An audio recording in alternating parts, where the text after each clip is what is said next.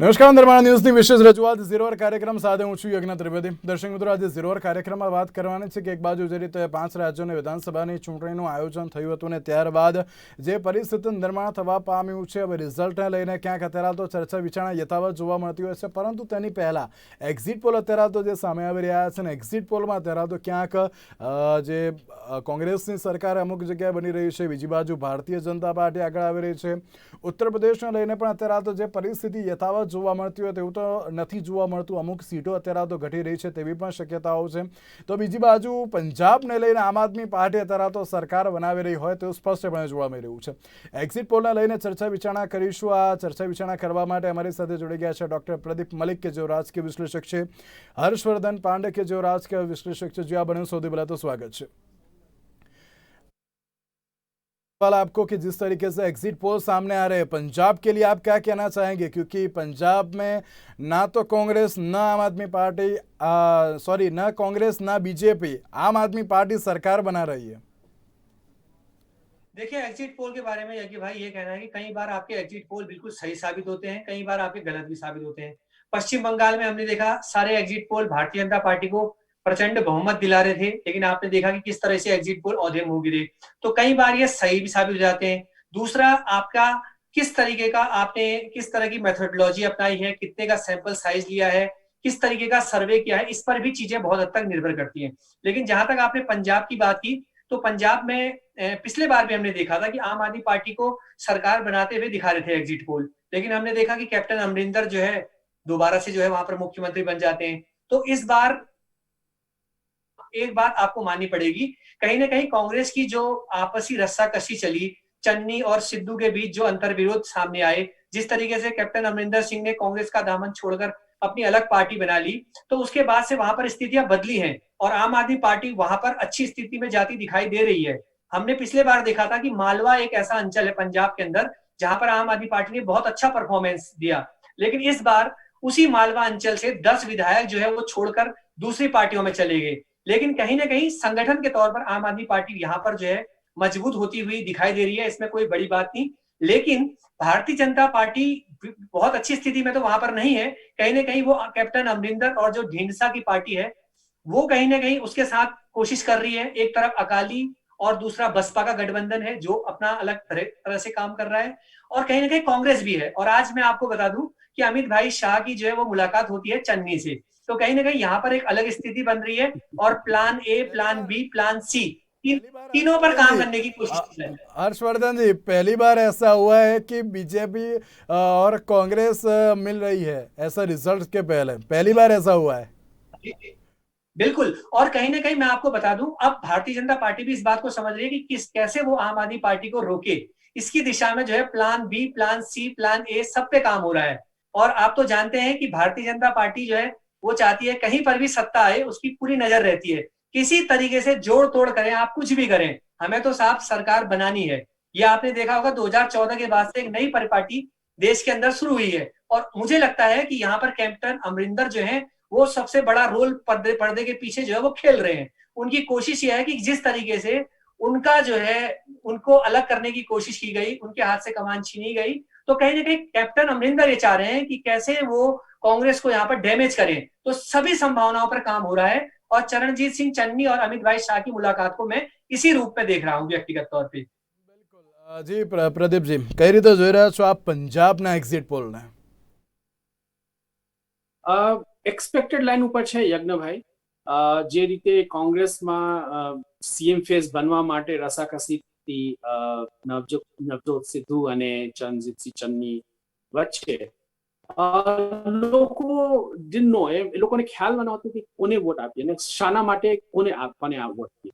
તો જે અંદરૂની ખેંચાતાણ છે એનો ફાયદા સ્પષ્ટ રૂપથી આમ આદમી પાર્ટીને મળી રહી છે. લોકોને જ્યારે કન્ફ્યુઝન હોય ને ત્યારે જનતા અને વોટર્સ એક ઓપ્શન શોધતા હોય છે, અને એને મને લાગે છે કે કદાચ એમને આપ પાર્ટીમાં એ લોકોને એક ઓપ્શન મળી ગઈ છે. સો દેટ ઇઝ એના લીધે એ લોકો આપતી રૂઝાન મને લાગે છે આ રીઝન છે. કન્ફ્યુઝન એટલી બધી હતી. જુઓ, બીજેપી તો ક્યારે ઇક્વેશનમાં હતી, એ તો શિરોમણી અકાલી દળ સાથે હતી એટલા માટે એનો એનડીએની સરકાર હતી. અને જે રીતે સેડ શિરોમણી અકાલી દળ સચમાં સેડ સ્થિતિમાં આવી ગઈ છે. કુડ નોટ આટલા બધા વિરોધ હોવા છતાં એ લોકો એને કેપિટલાઇઝ નહીં કરી રહ્યા છે.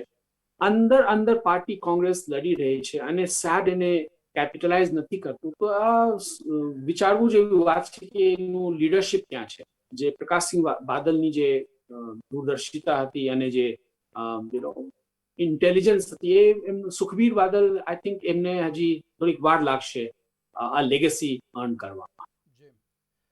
એક બાજુ જે રીતે ક્યાંક પંજાબને લઈને તો એક્ઝિટ પોલ અત્યારે तो જોવા मिल रहा है. आम आदमी पार्टी सरकार तो बना रही है. हर्षवर्धन जी, उत्तराखंड के बारे में आप क्या कहना चाहोगे? क्योंकि यहाँ पे तो बीजेपी और कांग्रेस दोनों को अभी तो कह सकते हैं कि 57 सीट मिली थी 2017 में, और इस टाइम बात करें तो बीजेपी को भी और कांग्रेस को दोनों को सेम ही सीट मिल रही है. बिल्कुल. देखिए आप ये देखिए, उत्तराखंड जब से बना है तब से यहाँ की जो मुख्य लड़ाई है वो भारतीय जनता पार्टी वर्सेस कांग्रेस ही रही है.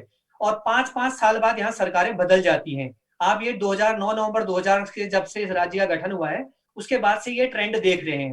लेकिन अभी यहाँ पर जिस तरीके से बीजेपी ने 3-3 सीएम बदले हैं और जिस तरह से पुष्कर सिंह धामी जो 5-6 महीने के कार्यकाल में अपना काम वगैरह किया है, मुझे लगता है, मैं वहां पर गया भी था ग्राउंड पे, तो ये लगा था कि लोगों की नाराजगी को बहुत हद तक पुष्कर सिंह धामी ने कम करने की कोशिश की है. और अगर बीजेपी यहाँ पर अच्छा कर जाती है तो इसमें पुष्कर सिंह धामी के योगदान को आप नकार नहीं सकते, क्योंकि आपने लगातार सीएम बदलने का चेहरा बदला. त्रिवेंद्र को लाए, उसके बाद आप फिर तीरथ सिंह रावत को ले आते हैं जो सांसद हैं गढ़वाल से, उसके बाद फिर आप धामी के हाथ लेके आए. तो कहीं ना कहीं ये चीजें हैं. लेकिन कांग्रेस की सबसे बड़ी समस्या जो है वो गुटबाजी की है. हरीश रावत आपने देखा पिक्चर में थे नहीं, बाद में उन्होंने लगातार ट्वीट वगैरह किए, ये किए. उसके बाद से देखा कि कांग्रेस को भी लगा कि कहीं ना कहीं उनको जो है कैंपेन कमेटी का चेयरमैन बना दिया जाए. अभी यहाँ पर कांग्रेस के अंदर भी जो है पंजाब वाली सिचुएशन ही है, क्योंकि आपके प्रदेश अध्यक्ष जो है वो आपके गणेश गोदियाल जो है उनका अलग गुट है, हरीश रावत का अलग गुट है, प्रीतम सिंह जो है नेता प्रतिपक्ष थे एक टाइम में, वो अपना अलग चला रहे हैं. तो कहीं ना कहीं अंतर विरोध कांग्रेस के अंदर बहुत ज्यादा है.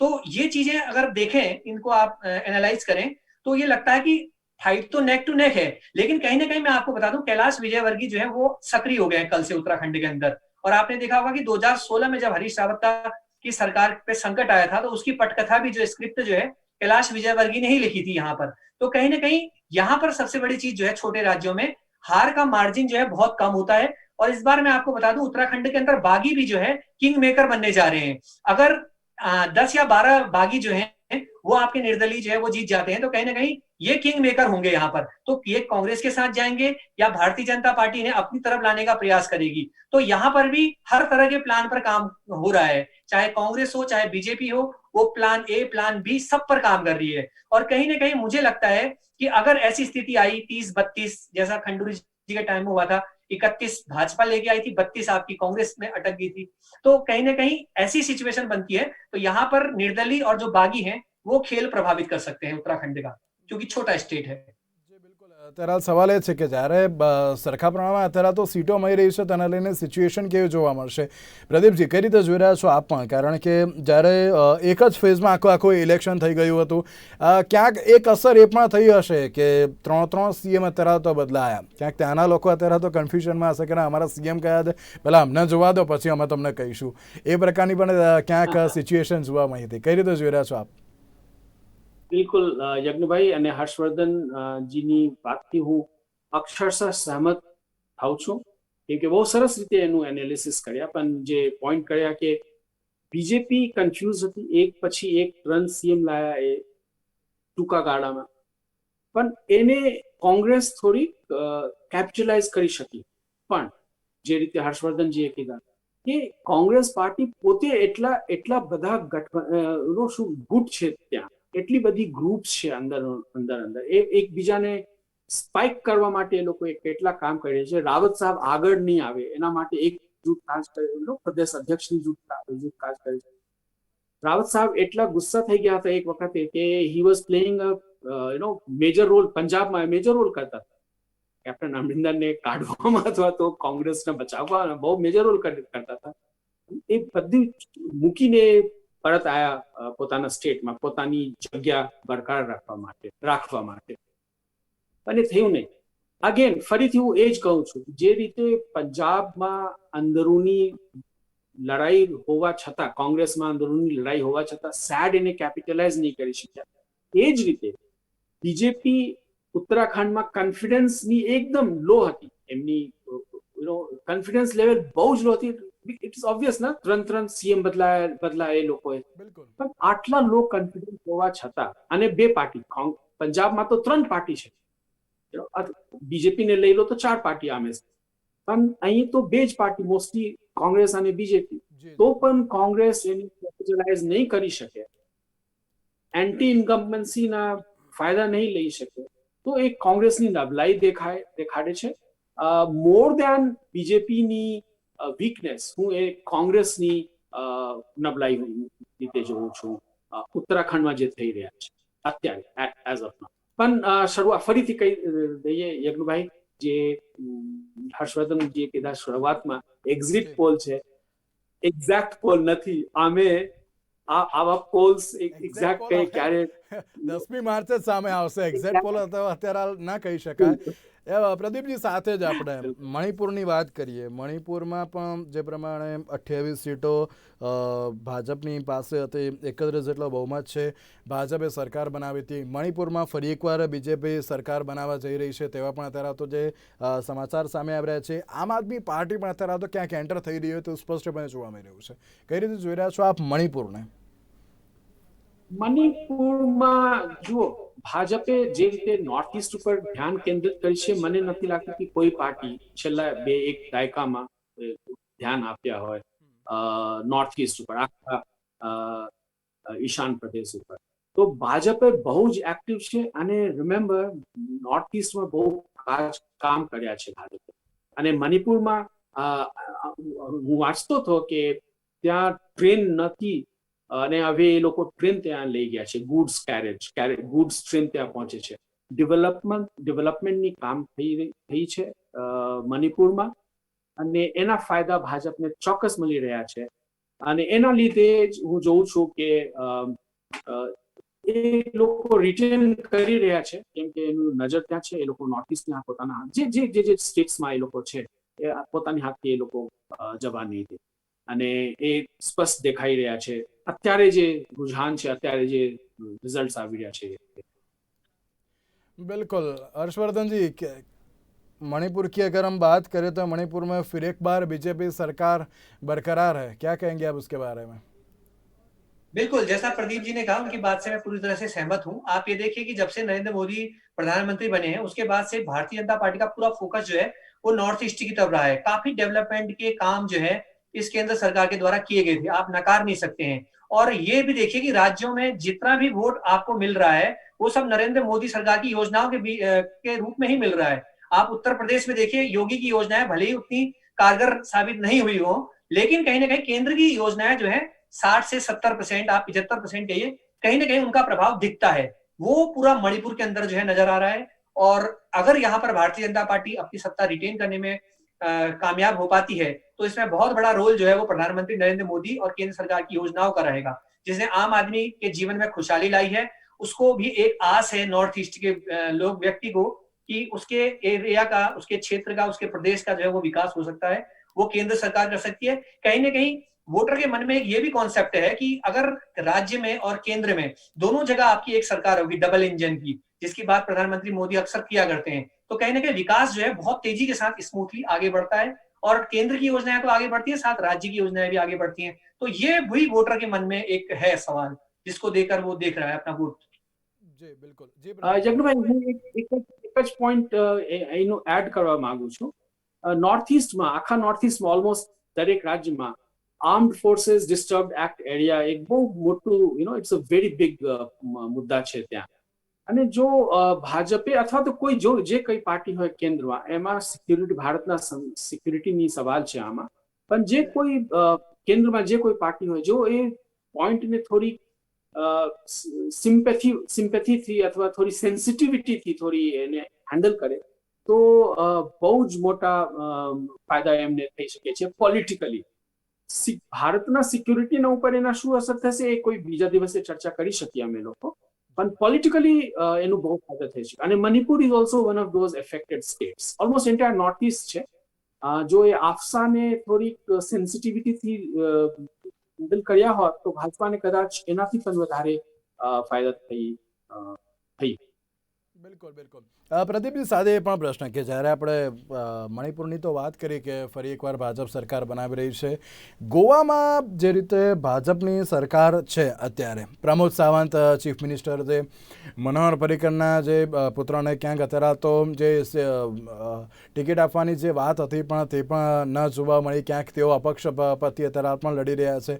ગોવામાં કોંગ્રેસ ક્યાંક સરકાર બનાવે તેવી શક્યતાઓ છે, કઈ રીતે જોઈ રહ્યા છો આપ તેને પણ? કારણ કે આ વખતે બીજેપી નહીં પરંતુ કોંગ્રેસની સત્તા વધુ પડતી આવે તેવી શક્યતા છે.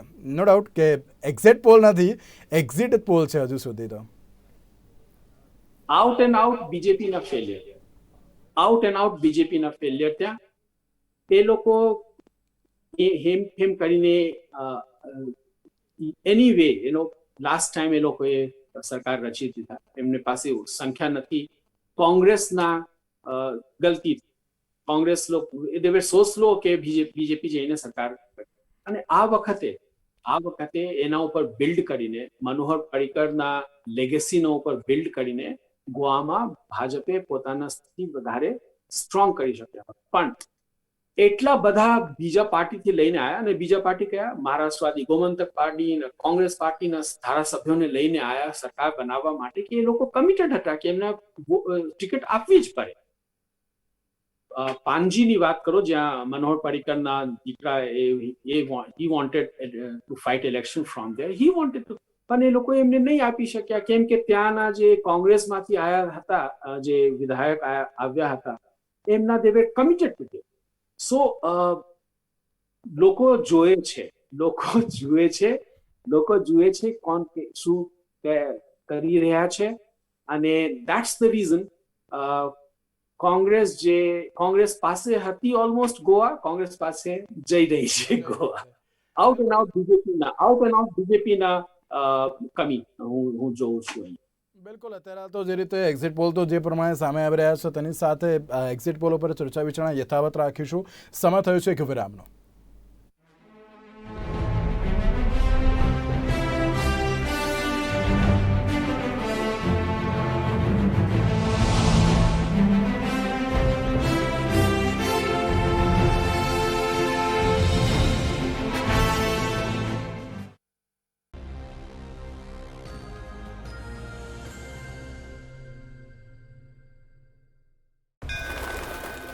मोक्ष का द्वार है द्वारका, चारों धामों में से एक धाम जहां बसते हैं मुरली मनोहर श्याम. यहाँ खुशबू है भक्ति की, झांकियों की, यहाँ खुशबू है गुजरात की. જો બનવું है બેસ્ટ તો શીખો પણ બેસ્ટ થી. NIT IIT પ્રોફેસર્સ આપશે તમારા કરિયરને એક નવી ઉડાન. Choose more, choose right. Parul university, Vadodara, Gujarat.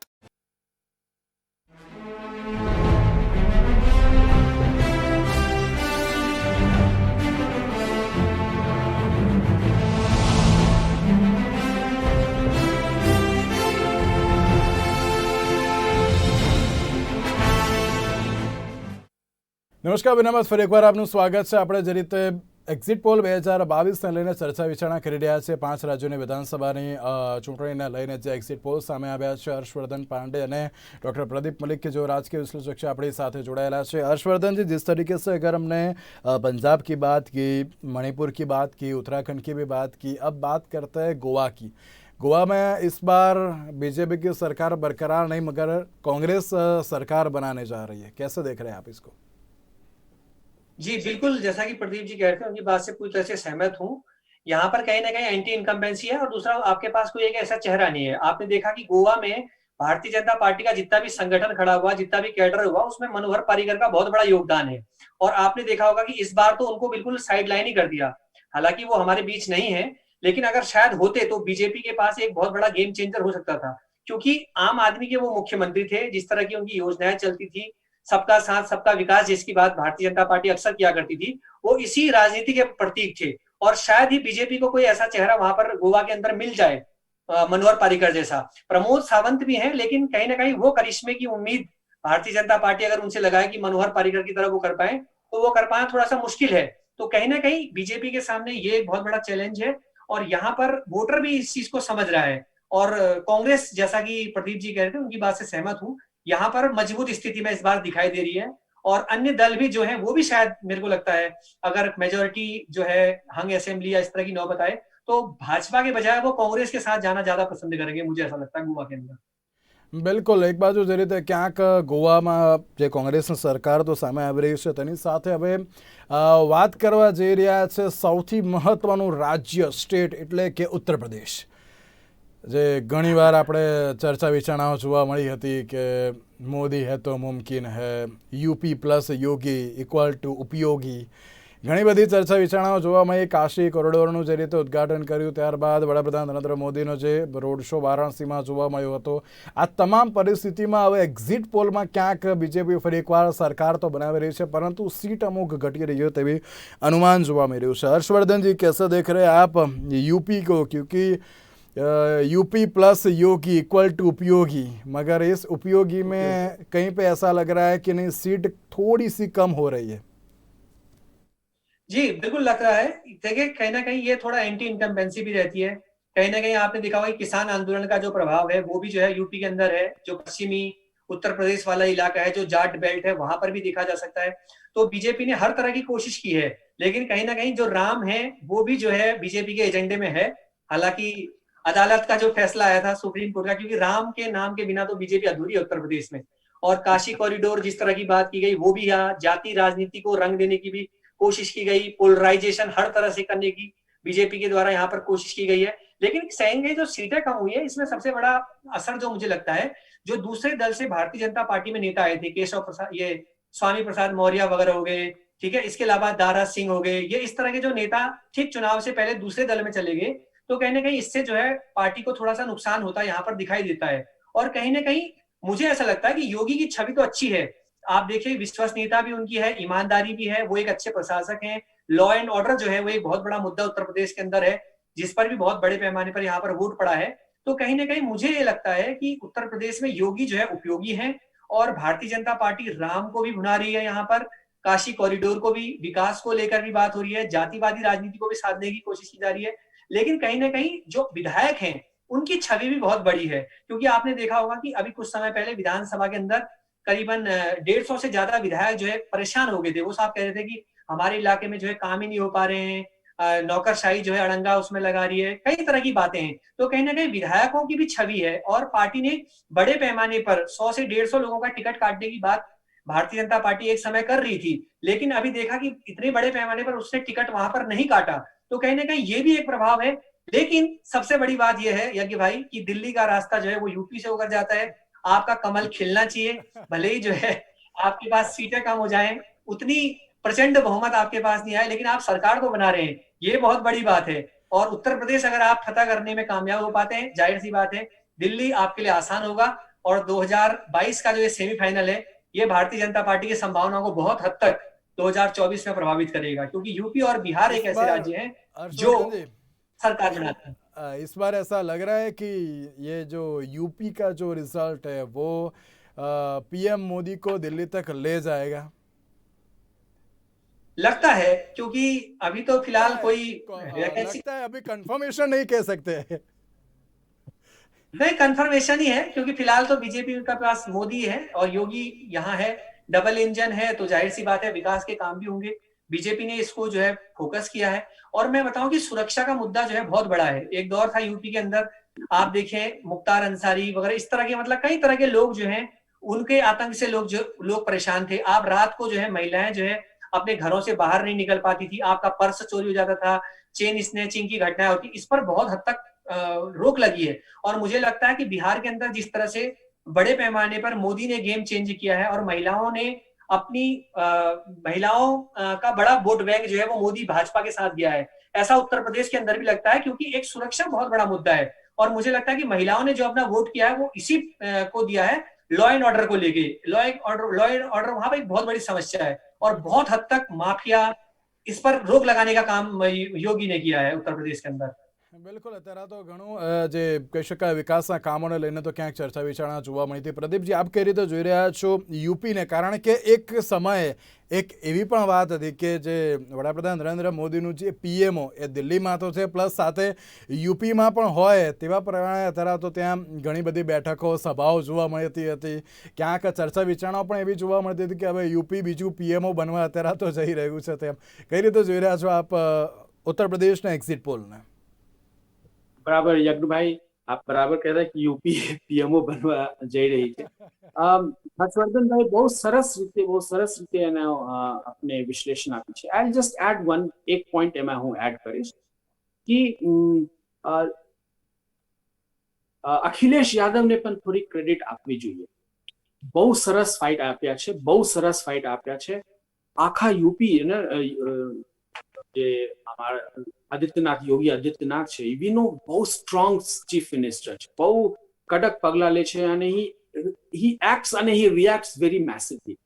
એ છતાં અખિલેશ યાદવ બહુ સરસ ફાઇટ આપ્યા છે બીજેપીને. એના લીધે સીટની કમી થઈ છે, ડિસ્પાઇટ ધ ફેક્ટ કે યુપીમાં ડેવલપમેન્ટ થઈ છે. અને સૌથી મોટી વાત જે યજ્ઞભાઈએ જે હર્ષવર્ધનજીએ પોઈન્ટ આઉટ કર્યા છે, લો એન્ડ ઓર્ડર. લોકો ત્રાહિમામ પોકાર્યા છે પાસ્ટમાં, ભૂતકાળમાં, અને આજે એ લોકો એ નહીં કહી શકાય કે રામ રાજ્ય આવી ગયા છે, પણ બહુ શું કહેવાય, બહુ સેફ મહેસૂસ કરે છે લોકો, સેફ ફીલ કરે છે લોકો. સો સેફટીના મુદ્દા ના લીધે એ લોકો ઘણા બધા સીટ બચાવી રહ્યા છે. ધ બેસ્ટ પાર્ટ ઇઝ કે યુપીમાં સરકાર સીટ ઓછી હોય, લેકિન સરકાર બીજેપીની બને છે. અને આવતા લોકસભા ચૂંટણી માટે 80+ લોકસભા સભ્યો જ્યાંથી ચૂંટાય, આખા રાજ્યના પૂરા રિસોર્सेस, બ્યુરોક્રેસી તમારા કંટ્રોલમાં, તમારા હાથમાં. તો તમે જે કહેતા હતા દિલ્હીની રસ્તા યુપીથી થઈને જાય છે, એ વાત તો કહેવત છે, પણ ટુ અ ગ્રેટ એક્સટેન્ટ એ બહુ મોટા રૂપે ઇન્ફ્લુઅન્સ કરે છે દિલ્હીના રિઝલ્ટ. તો યુપીમાં ઓછી થાય છે, બટ ડેમોક્રેસીમાં તો શું છે, બોક્સિંગ જેવું છે ને, વિનર ટેક્સ ઓલ. જે જીત ગયા, એક સીટથી પણ બહુમત મળે, 2 સીટથી પણ બહુમત મળે, તો પણ સરકાર એમની અને આખી બ્યુરોક્રેસી, આખી રિસોર્સિસ એમના કંટ્રોલમાં હોય. તો આવતા લોકસભા ચૂંટણી માટે બહુ ગુડ ન્યૂઝ ફોર બીજેપી. પણ ક્રેડિટ ટુ અખિલેશ યાદવ. લોકો રાઇટ ઓફ કરી દીધા હતા લાસ્ટ ઇલેક્શનમાં. કોંગ્રેસ અને અખિલેશ યાદવ સપા સાથે ફાઇટ કર્યા. બેડલી દે લોસ્ટ, બેડલી. લેસન્સ લીધા ત્યાંથી, અને આ વખતે એકલા જ ગયા, નાના પાર્ટી સાથે ગઠબંધન કરીને. આમ તો બીજેપીએ પણ નાના પાર્ટી સાથે ગઠબંધન કરી છે, પણ બહુ સરસ ફાઇટ. ઇન્ટરેસ્ટિંગ વાત જે છે, કદાચ એક વખત રિઝલ્ટ આવી જાય પછી ફરીથી અમે લોકો એનાલિસિસ કરીશું, બસપા ક્યાં છે આ તમામ સમીકરણમાં, આ તમામ ચૂંટણીના ખેલમાં બસપા ક્યાં છે. માયાવતી બહુ સ્ટ્રેન્જલી, અને હું એમાં એક લાર્જર ગેમ જોઉં, બહુ સ્ટ્રેન્જલી, બહુ લો પ્રોફાઇલ કેમ્પેન કર્યા આ વખતે. લેટ અસ સી વોટ કઈ રીતે અનફોલ્ડ થાય છે, what is there, is she playing for something bigger. Let us see. બિલકુલ સાચી વાત છે. અત્યારની જે સિચ્યુએશન જોવા મળી રહી છે, તેમાં જોવાનું એ રહ્યું કે કેવી રીતના રિઝલ્ટ આવે છે. એક્ઝિટ પોલ તો અત્યારે તો સામે આવે છે, એક્ઝેક્ટ પોલ અત્યારે તો કયા આવે છે, પરિણામ શું આવે છે, તેની પર નજર તો અત્યારે તમામ લોકોની જોવા મળતી હોય છે. અને તેની સાથે હર્ષવર્ધનજી, ધન્યવાદ અમારી સાથે જોડને કે લે. પ્રદીપજી, આપનો પણ ખૂબ ખૂબ આભાર અમારી સાથે જોડાવા માટે. તો દર્શક મિત્રો, એક બાજુ જે રીતે ખરાખરીનો જંગ અમુક જગ્યાએ તો જોવા મળી રહ્યો છે, પરંતુ આ તમામ પરિસ્થિતિમાં હવે જોવાનું એ રહ્યું કે 10મી માર્ચે જે હવે પરિણામ ખુલશે તે હવે કેવા પ્રકારના રહેશે. તેની સાથે આજની વિશે રજૂઆતમાં શ્રદ્ધા આપશો. નમસ્કાર.